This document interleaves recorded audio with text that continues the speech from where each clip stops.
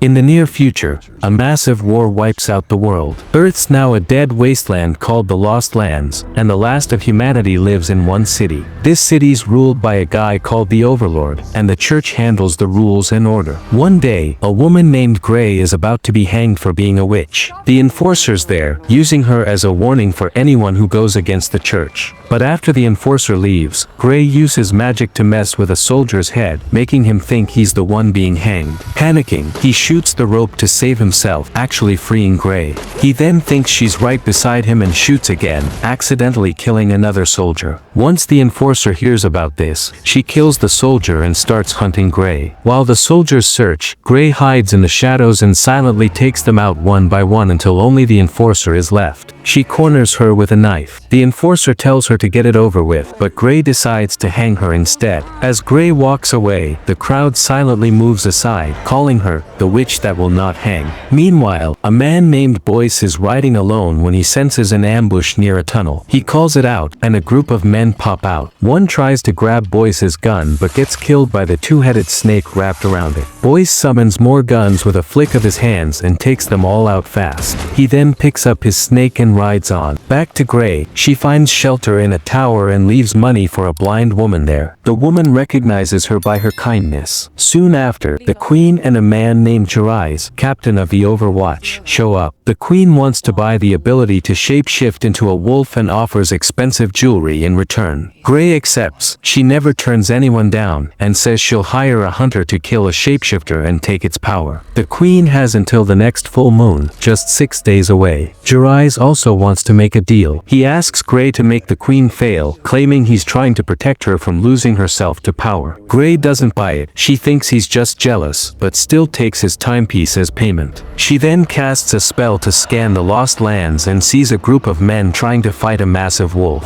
They all get torn apart in seconds. Meanwhile, the Overlord wets himself again and asks the queen for help. She rolls her eyes, calls the maids, and clearly can't stand him. Moments later, she's kissing Boyce. They're having an affair. When Boyce tries to sneak out of the castle, guards block him. He spits his drink into a torch to set one guard on fire and kicks the other down the stairs. Later at a bar, Gray finds Boyce and tries to hire him, since he knows the Lost Lands well. He only wants to gamble, so she beats him at a game to prove herself. He's hesitant. Most don't survive out there, but Gray tells him he can leave her behind if she slows him down. Boyce then tells her about a great wolf near Skull River, which matches her vision. She offers the timepiece as payment. Suddenly, soldiers storm in.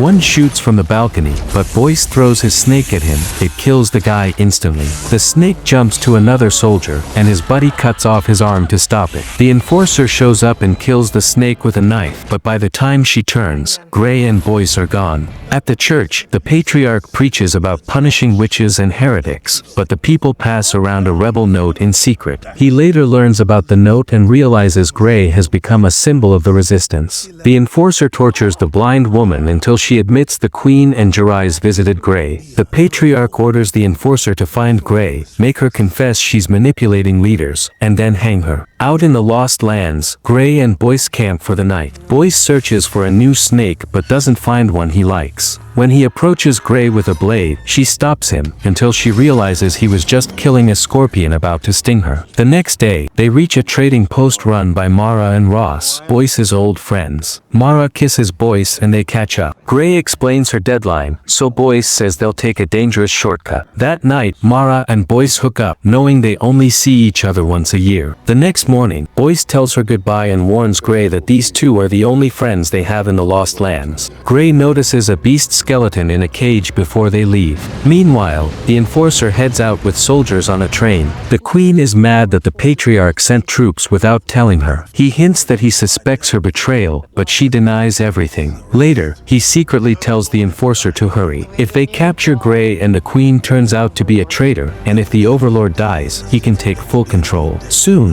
the soldiers reach the trading post and torture Ross and Mara. Mara gives in and reveals that Gray and Boyce are headed to Skull River. river. The soldiers kill both siblings and burn the place down. The next day, Gray and Boyce reach a ruined city called the Rift. They look for a cable car driver, but find him hanged. Soldiers got there first. As they try to escape, they're surrounded. The enforcer shows them Mara's dead body and offers to spare Boyce if he hands over Gray. Then Mara suddenly groans, alive. The enforcer shoots her again to finish the job. Enraged, Boyce opens fire. Gray slides into action, grabs a gun from a fallen soldier, and fights alongside him. They manage to wipe out the group, but more troops pour out of the train. Low on ammo, they try to run. The train has a cannon and fires at them, but they dodge and die. They reach the cable car, and Boyce shoots the reel to release it. More soldiers come, and the two fight hand to hand to keep them away. The car starts to cross a deep chasm. Soldiers on the roof attack, so Gray climbs up and fights them with her blades, knocking the last one off by cutting his hand.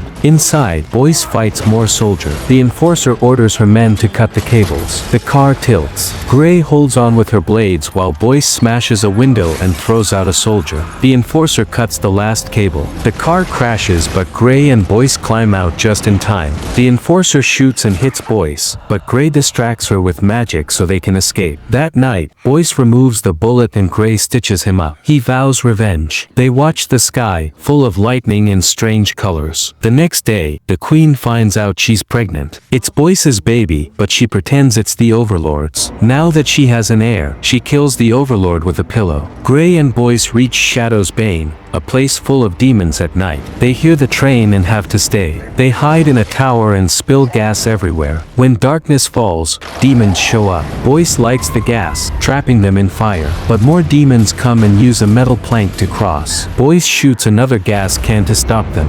One demon jumps through and attacks him, but Gray stabs it. They fight more demons. Boyce impales one on a metal rod, and Gray blows up another gas tank. A huge demon leader shows up and calls Gray by name, saying she never should have come back. Gray uses magic to control the flames and makes a fire tornado that burns them all. Turns out the fire was fake, an illusion. The demons died from fear. Gray explains that long ago, a man hired her to steal treasure here, but the place cursed him and his men into demons. The next day, the Patriarch announces the Overlord's death and the Queen's pregnancy. The crowd is silent until Gray fires a shot, making them cheer. The Patriarch pretends to support the Queen, but behind her back, he mocks her and tells the enforcer to hurry. Meanwhile, the Queen seduces Gray to manipulate him and his army. Gray and Boyce reach the fire fields. They'll be at Skull River tomorrow. Gray tells Boyce he can take his payment and leave, but he refuses. He asks her to come with him, but she can't. Her curse forces her to complete every mission she takes. The next day, they enter a tunnel and hear the train coming. They can't outrun it, so they plan. Gray stands on the tracks and runs as the train approaches. The enforcer falls for it and follows. Gray jumps at the last second, Boyce catches her, and the train flies off a broken track into a deep canyon, exploding and killing everyone on board, including the enforcer.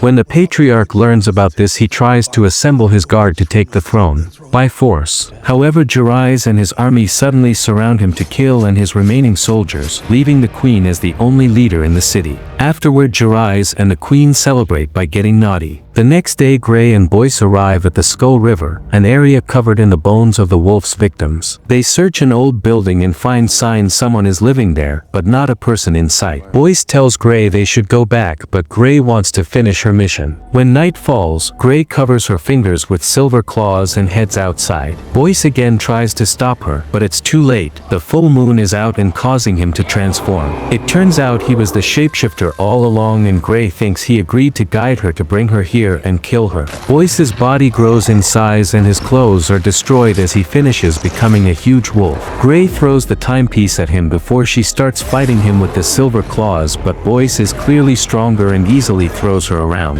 Then Gray creates an illusion that sends a bunch of birds after him, allowing her to hide. When Boyce jumps to attack the big bird, the illusion ends and reveals Gray stabbing him with the claws. Boyce tries to defend himself, but he's now too weak, and after a few more hits, Gray brings him down. He raises his arms in a last effort when Gray moves to land the final blow. Seconds later, Boyce wakes up covered in scars. Gray is giving him water and telling him to rest. Boyce falls asleep and the next time he wakes up he finds himself in chains. It's revealed that when Gray gave him stitches she hid some silver under his skin, which has been poisoning him all along. When she gets ready to kill him, Boyce says he has a wish and reminds her she can't refuse anyone. He wants them to be together and hunt together to end their loneliness. Gray agrees while pointing out there's a price. At that moment the clouds move and the moon forces Boyce to transform again, so Gray starts cutting his chest open.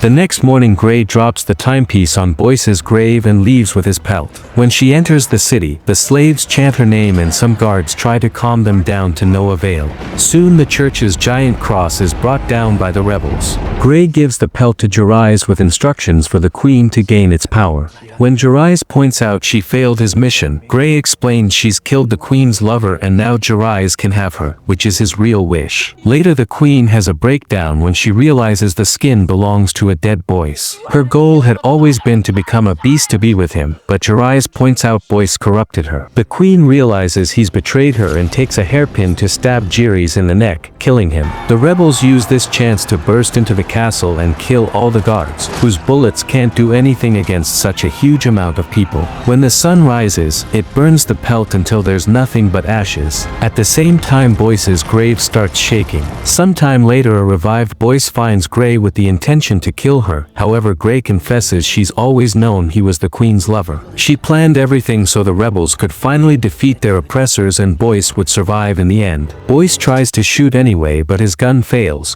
so he attacks with a knife instead. Gray dodges it and they end up stuck with their blades on each other's necks. When Gray reminds him this is what he wished for, Boyce agrees and now the duo leaves together to travel through the Lost Lands.